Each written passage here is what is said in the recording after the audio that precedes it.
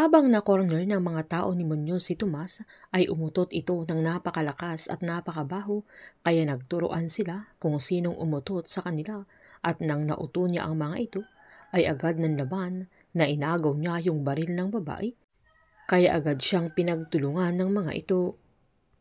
Nang hindi na makontak ni Greg ang binata ay agad niyang tinimbre sa team na sunog na ang exit alpha.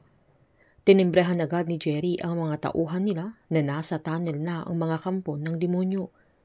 Sinabihan din ni Greg ang team na hawak na ng mga tauhan ni Muñoz si Tomas kaya hindi na niya makontak ang binata.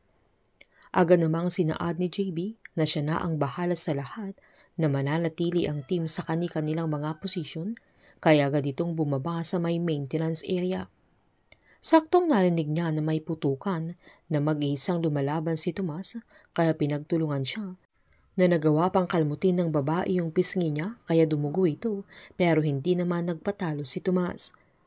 Nang tinulak ng binata yung babae ay agad niyang hinanap yung baril at nang babarilin na niya si Tomas ay saktong dumating si JB kaya pinagbabaril niya yung babae na agad niyang nilapitan ang binata para kumustahin kung okay lang ito.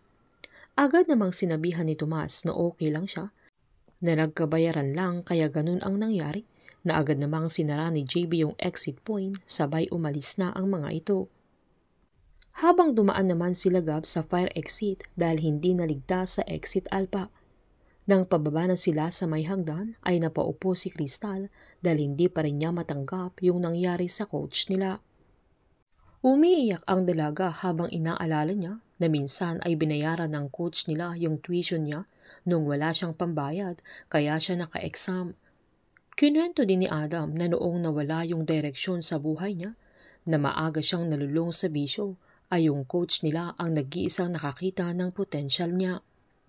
Agad naman silang sinabihan ni Gab na alam niya yung ganong pakiramdam, sabay pinaalalahanan niya silang magpakatatag sila, nalakasan nila yung loob nila at kailangan nilang bumangon, na masaya niyang binahagi na may 7 hostages nang nailabas na kasama nila at pwedeng silang 3 na ang susunod, na kailangan nilang makinig sa kanya at sinakripisyo ng coach nila yung buhay niya para sa kanila, na hanggang sa dulo ay hindi niya sila iniwanan at hindi niya hinayaang mapahamak ang mga ito, na yun ang totoong teamwork at yun ang turo niya sa kanila, na agad namang tumango sila Carl, Crystal at Adam.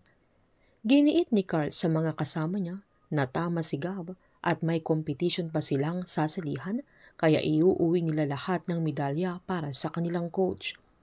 Pinaramdam ni Gab na sila muna ang magkakateam kaya lumakas ang loob ng mga estudyante.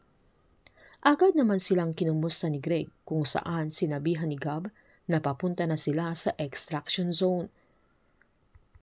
Nang makarating naman si Jerry sa may maintenance area ay nakita niyang patay na ang mga tauhan nila kaya mas lalo itong nagalit na agad bumalik kay Muñoz. Sa pagmamatsyag naman ni Miguel ay nahagilap niyang may kinakaladkad na babae sa may koridor kaya agad niyang sinabihan si Max na kailangan niyang i-monitor ang area dahil kailangan niya ng mata sa 4th floor para malaman niya kung ano ang mga kaganapan sa loob, lalo't dumadami na ang pinapatay nila Muñoz. Painit ng painit ang mga tagpo, sabay-sabay po nating subaybayan ang advance episode ng Incognito dito lamang po sa aking channel. Patuloy lamang po manood at mag-subscribe para ma-update po kayo sa mga susunod na episode. Marami pong salamat.